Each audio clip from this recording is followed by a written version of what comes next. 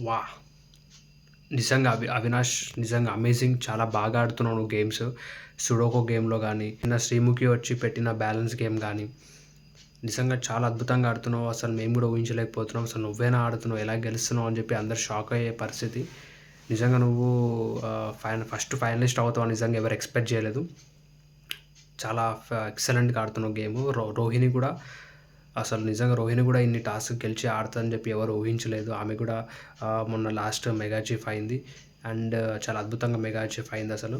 So, ఇట్లా tasks అన్నీ గెలుచుకుంటూ మీరు టాప్ 5 కాదు, నువ్వు టాప్ 3లో ఉంటావని చెప్పి నేను ఆశిస్తున్నాను, కోరుతున్నాను. ఖచ్చితంగా నువ్వు ఉంటావు.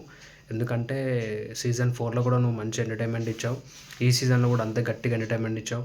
అప్పటికి ఇప్పటికి సేమ్ సీక్వెన్స్. అప్పుడు కూడా నువ్వు ఎవిక్షన్ ద్వారా సేవ్ అయ్యి, ఈ సీజన్‌లో కూడా ఎవిక్షన్ ద్వారా సేవ్ అయ్యావు.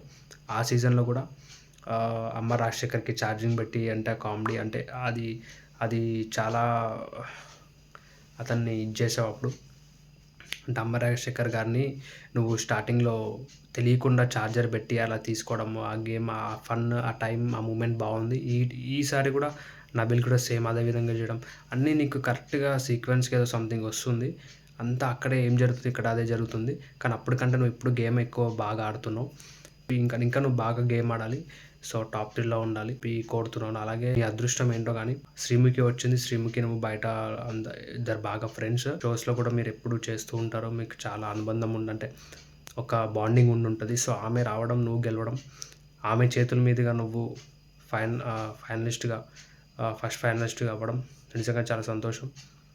చాలా చాలా బాగా ఆడుతున్నారు గేమ్. సో, ఇదన్నమాట. ఇంకోటి శ్రీముఖి అందరికి అడ్వైస్ ఇచ్చింది ప్రతి హౌస్‌మేట్స్‌కి.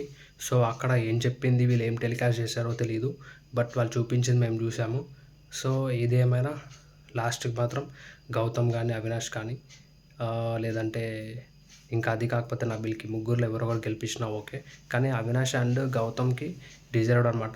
ఎందుకంటే తెలుగు పర్సన్స్, తెలుగు అనే కాదు, స్టార్టింగ్ నుంచి బాగా జెన్యూన్‌గా, నీతి నిజాయితీగా, న్యాయంగా ఆడుతున్నారు.